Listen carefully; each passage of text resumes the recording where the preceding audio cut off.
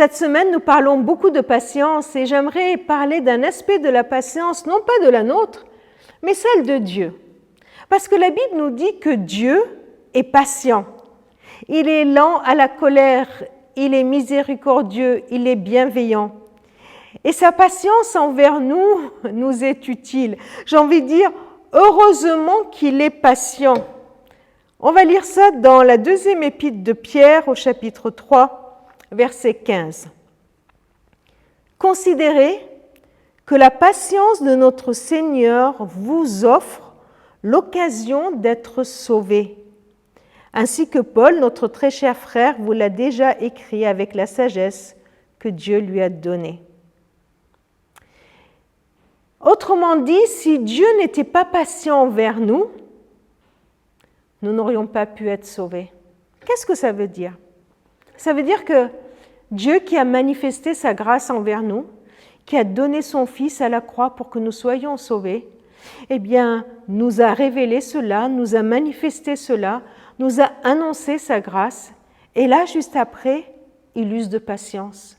Quand il nous voit hésiter, quand il nous voit accepter ce message et 5 minutes après le mettre de côté, quand il nous voit touchés par son amour et puis 2 jours après pleurnicher dans notre coin parce qu'on se demande s'il nous aime ou on se demande si on en vaut la peine, vous voyez? Entre le fait de nous lever, de dire Seigneur, je te donne ma vie, elle est à toi, vas-y, fais-en ce que tu veux, et puis 3 jours après, on est là en se disant, oh là là, je ne sais pas quoi faire de ma vie. Et puis Dieu, est-ce que ça vaut vraiment le coup que je lui obéisse? Il nous voit chanter, Seigneur, tu es le roi des rois, tu es mon Seigneur, tu es mon maître, je me donne à toi.